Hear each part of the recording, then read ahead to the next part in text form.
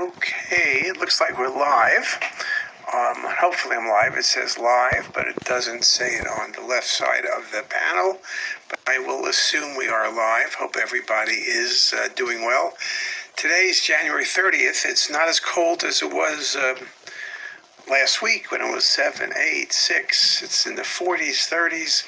So we're going to go out of a really cold January into a little better January into February. It's hard to believe this Saturday, February 1st. So it was a quick start to a new year. I am home today. I'm wearing my Lustgarten shirt. That's Lustgarten Foundation on Pancreatic Cancer, who does an amazing job and funds a lot of our research on AI. So we do, I'll give them a plug here. In terms of today, I am working as my son and grandson's room, working at home because I wanted to make sure that I got a lot of work done. I'm doing a bunch of recording today and a bunch of CTSS work and a bunch of other work. And so there will be no interruptions and very efficient use of time. So I'm doing that. And so I'm also doing the Facebook Live from at home. Title is CT Protocols on the Kidney. Now, at the end of the day, we always do make the point, and this is truthfully the reason we started CTSS 25 plus years ago, is that you can't do good CT without good CT protocols. The number one reason, looks like we're live.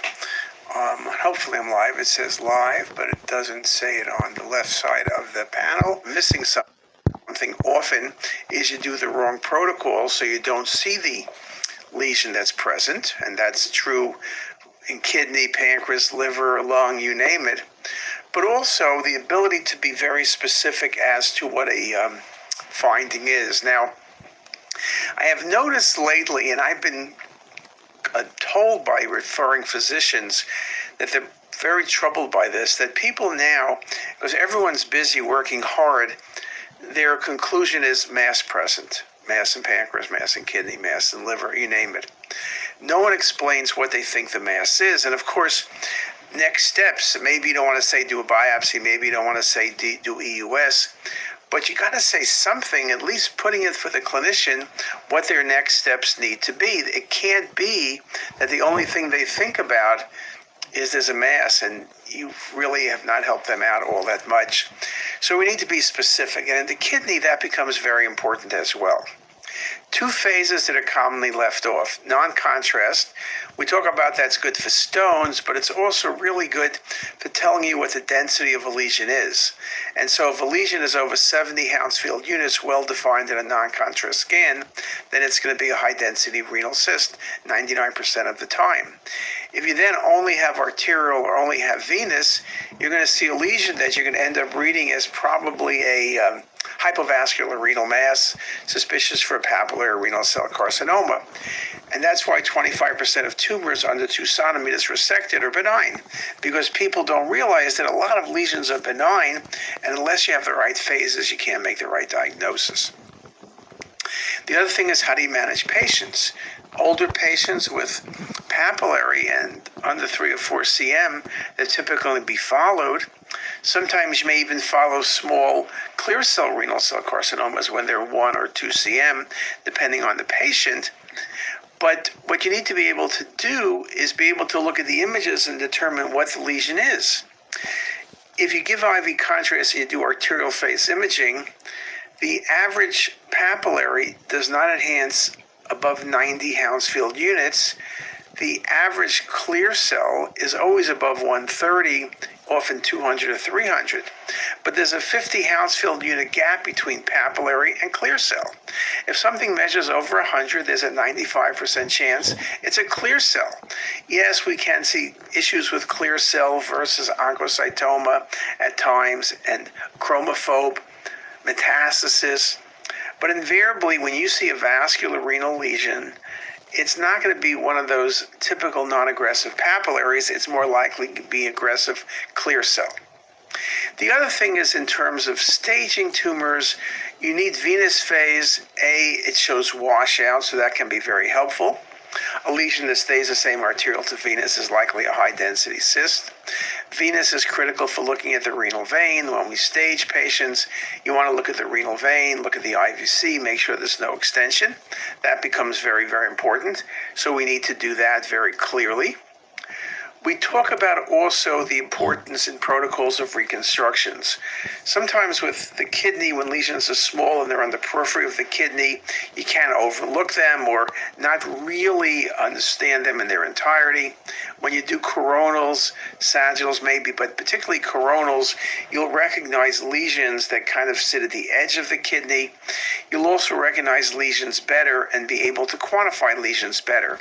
So when we talk about protocol, hematuria, over 35, non-contrast arterial venous and delayed, and you must look at axial, coronal, and sagittal for all phases.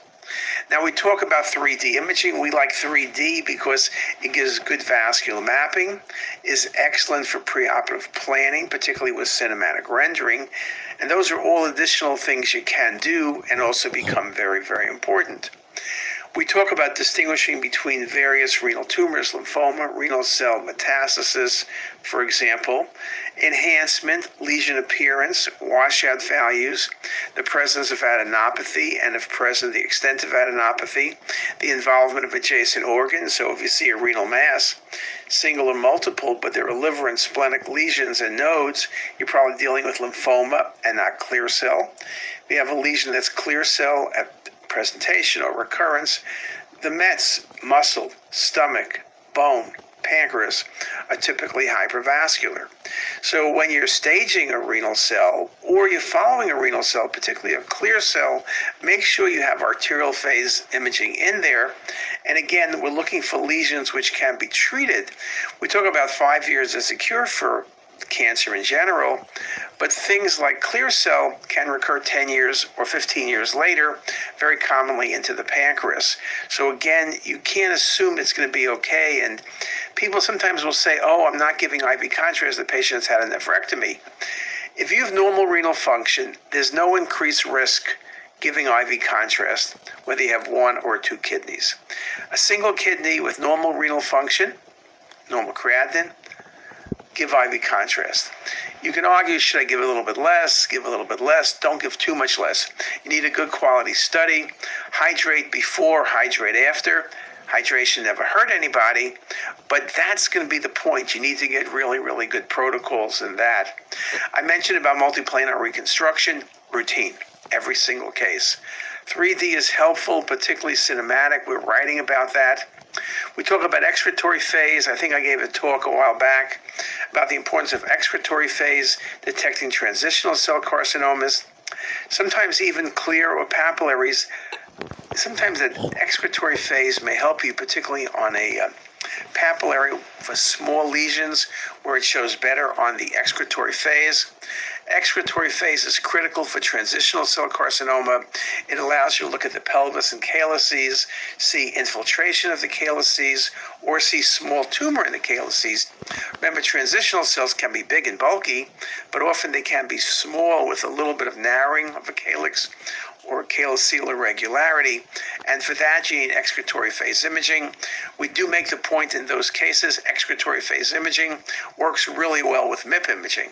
So I like to look at MIP imaging to look at the calyces and the ureter. When you just do windowing, it can be a bit tricky. With MIP, it works out very well. Also, to make the point that when we do delayed scans, we typically wait 5 minutes, sometimes 4 minutes, so it's 4 or 5. We don't wait 10. People wait 10, they think the ureters are going to be better filled in. Probably the answer is that's not the case. The ureters sometimes don't fill in because there's peristalsis. We know that from the IVP days. If you wait to 8 or 10 minutes, the contrast in the kidney gets so dense, there's all sorts of beam hardening artifact. And then when you're looking at the calyces, you'll overcall or undercall the presence of lesions because there's so much artifact present. So for us, phase is protocol, non-contrast, arterial 35 seconds, venous 70 to 80 seconds, delayed 4 to 5 minutes. I personally usually like 4 minutes, but you can do up to 5 minutes. Again, thin section CT if patients are younger with hematuria. You'll only do the kidney on the venous phase.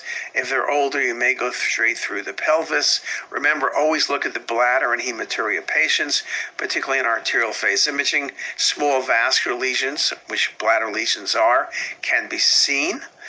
We give patients water before the study, so the bladder is distended. You want the bladder distended so you can pick up small tumors. Remember, an exam for hematuria, kidneys, ureter, and bladder, everything needs to be looked at.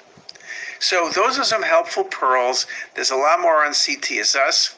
When I finish this talk, when I finish this CT is us Facebook Live, I will start at exactly in 17 minutes. I will be doing a lecture series that will come out in March, 5 parts on hematuria. So with that, I'm going to get going, and I hope you have a great day. Bye, everybody.